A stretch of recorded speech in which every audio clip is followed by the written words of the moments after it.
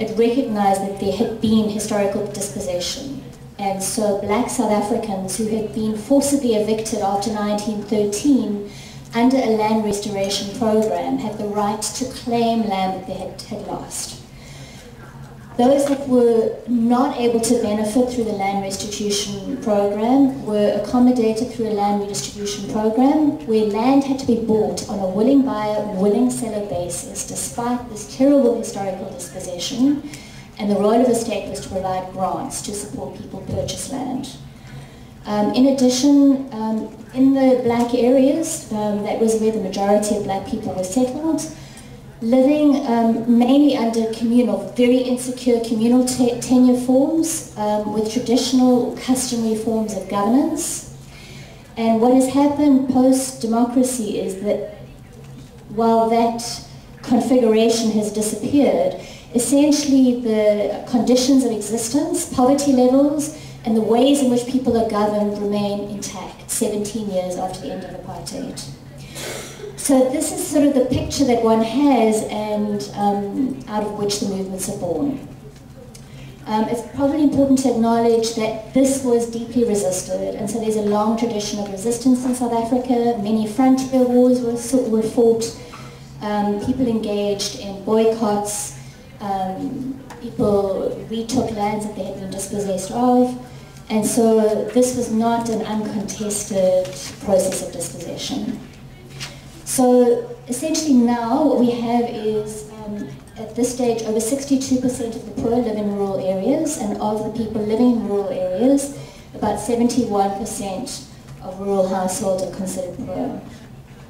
Since 1994, we've seen redistribution of only around 5% of productive land back to black South Africans. This is compared to a commitment in 1994 to redistribute 30% of agricultural land within 5 years. So we're way behind on track, and very little land is actually being redistributed. So I'm going to focus on two movements. These are movements that are struggling, and they're offering us alternatives from below. The one that I'm going to focus on is a movement that was born in the 1980s, and this is called these are members of the National Movement of Rural Women. It was born in about 1986, and it was born out of the work of a rural land NGO that was working mainly with women that were struggling against forced evictions in different parts of South Africa. And they initially, in the 80s, they had quite a radical agenda. So they were fighting forced evictions. What they were also doing was that they were challenging traditional or customary systems in the rural areas, and they were also fighting for resources such as water. Their modalities of struggle, they organized themselves into different women's groups. They took direct action in the form of marches and occupations of land, and established national platforms where they, for example, contested customary law that was excluding them. From the early 1990s, this movement, what we saw was a massive retreat from this radical, which was a fairly radical agenda for rural women at the time. We saw a retreat into a very minimalist, almost welfarist program. And so we saw the movement getting diverted into income generation projects, the usual ones that we see in rural areas, like bakeries, soap making, small vegetable gardening, not even sort of pursuing that sort of model B, the food for life track, where there was a more transformative process of producing. What we were seeing was that women were producing with government support, using chemical fertilizers, pesticides, etc. What we also saw, and this is quite frightening, is that we saw this movement essentially being led. So this movement was governed by a board of middle-class women, black women. Those middle-class women came from the NGO sector, but also from the corporate sector, and we saw the movement of women from this movement in the early 1990s. The founders of this movement moved into government as politicians. We had Mam Lydia Kompe, she became a national parliamentarian. We saw various women become mayors and employed officials within local government. And with that came a movement well, the movement itself actually became shareholders in the mining sector. So we saw this bizarre sort of compression of a base of dispossessed rural peasants governed by NGO bureaucrats and members of the business sector, squeezing them into an accumulation arrangement through the mining sector. And the income that they derived from the shares was used to support their income generation projects. So we've seen an enormous compromisation, this is a compromised movement. Unfortunately, the base of the movement has been separated from the leadership, and so we have tens of thousands of rural women that essentially have been compromised through this investment in the mining sector. The second movement is the Landless Peoples Movement. And this movement was born in July 2001, so it's a post-apartheid movement. It was, again, born with the support of the National Network of Land Organizations. It brought together very disparate interests. There's farm workers, labor tenants, landless communities living in the communal areas, as well as urban squatters. Now this movement, I think, evolved a fairly radical position based on their own experiences. It was explicitly anti-market, pro-nationalization, and against market-oriented compensation for stolen land. It called for land occupations where land was unutilized, underutilized, or when owners were engaged in violent actions against farm dwellers or workers. This is a movement that campaigned. It had public campaigns. There was direct action. It actually took land, short-term land occupations, not like we've seen in Brazil. There were local defensive struggles against forced evictions.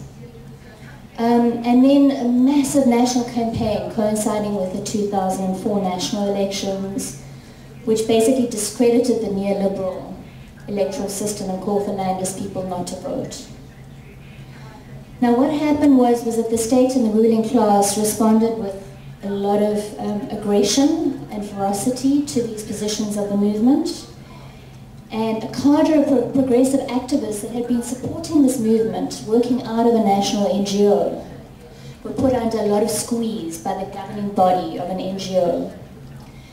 And this battle fought itself out for about a year, accompanied by a lot of state repression. A lot of the movement leaders were arrested, tracked by state intelligence agencies. We saw a lot of arrests, torture cases. And by 2005, what had happened was that the the NGO bureaucrats sitting in the national NGO, overseeing the NGO, had essentially tried to clamp down on the activists within the NGO. And because they couldn't actually assert control through the NGO bureaucracy, what they did was they shut down the national office, which was a source of support to the movement. And movement control and oversight was devolved to various local NGOs that could then set the political agenda in a way that was palatable to NGOs and the state. What was also going on there was that the NGO leadership, many of them were actually cadres. They were political supporters or sympathizers of the ANC.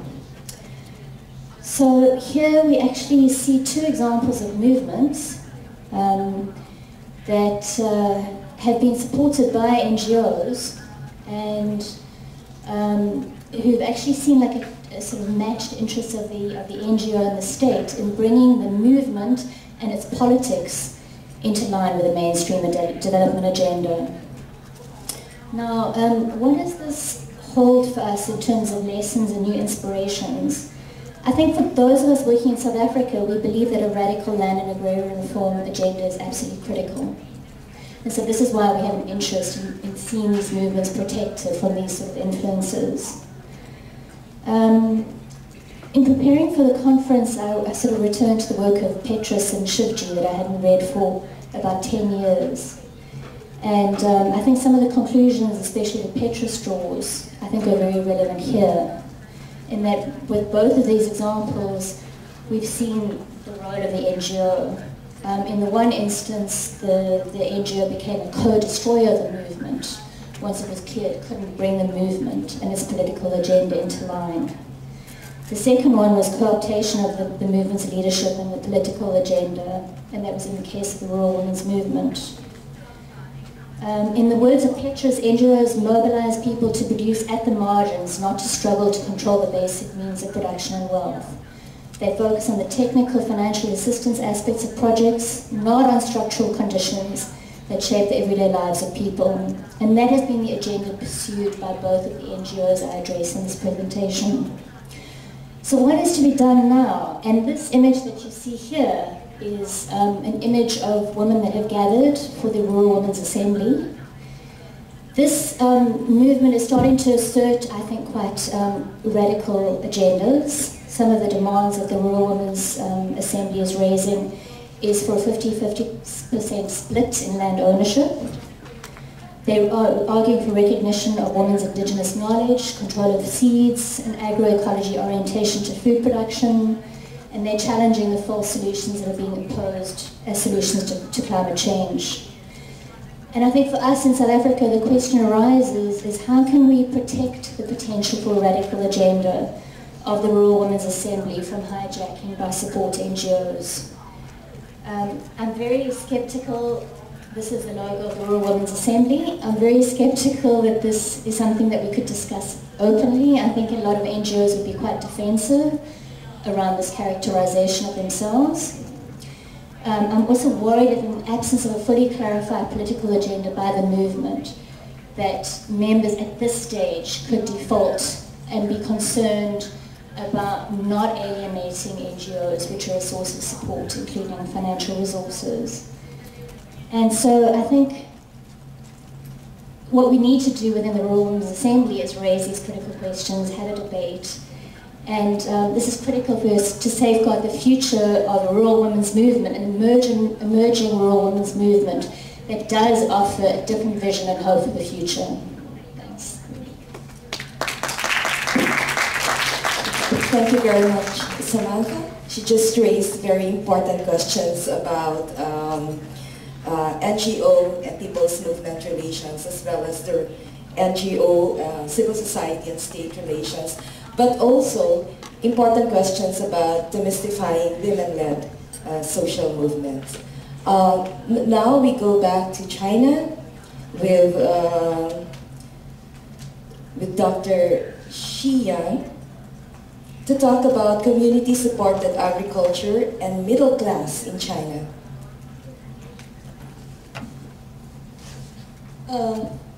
大家下午好。因为为了节约时间，我还是用中文。然后我们可以，我今天把这个就是我发言的这个题目，调整为这个关于中国整个的这个替代食物体系的一个这样一个介绍。因为我有一篇文章，那个里边比较清晰的介绍了中产阶级和社区支持农业兴起的这个相关关系。其实我们说中国的这个替代食物体系的兴起呢，主要是有两方面的背景。第一个背景呢，就是从2008年以来，整个中国的这个食品的不安全问题，引发了众多消费者的这种思考。但其实其背后的一个重要原因呢，往往被忽视，那就是其实是这个比较快速的这种近30年来的城市化和工业化的这样一个背景。当然，在这个过程之中呢，很多消费者有一个更深入的思考，那就是他们开始思考，比如说如何把食物和食品安全，还有关于这个农村问题，还有包括社会问题的一些反思，包括环保运动，结合到这个食品不安全问题整个体系的这样一个思考之中。那么第二个大的背景呢，就是2008年中国社科院有一个关于中国的这个中产产阶级的这样一个报告。当时的这个报告的数据呢，显示中国现在我们的这个中等收入群体中产阶级，它的一个比例大概是23%，而且这个特别是像北京、上海这样的大型城市，中产阶级的规模大概会超过40%，甚至达到50%这样的比例。那我们其实也做了一些相关的分析，发现其实在世界范围内，这个绿色运动或者说环保运动它的这种兴起，某种程度上和一个国家当它中等收入群体中产阶级的规模达到一定程度的时候，就会紧密的形成对于绿色食品、对于这个环保运动还有绿色运动的这样一个结合。同时呢，特别是在中国现在也出现了这样一个现状，就是现代化的这种大型城市推进了城市里的这些中产阶级他们离开城市去城市化的这样一个背景。我们今年呢还完成了一本书的翻译，叫做《4000年的农夫》。它是1911年，当时美国的一个土壤局的专家叫做金，他在1909年的时候访问过中国、日本还有朝鲜这3个国家。然后呢，当时他其实面临的问题是，美国在50年左右的时间，土壤中的碳含量就下降了50%的这样一个数据。因此呢，当他回到美国之后，他就在1911年写成了这本《4000年的农夫》这本书。这本书之中呢，它其实就讲述了在当时的那样一个中国，就是整个东亚地区，我们是如何通过几千年来的这样一种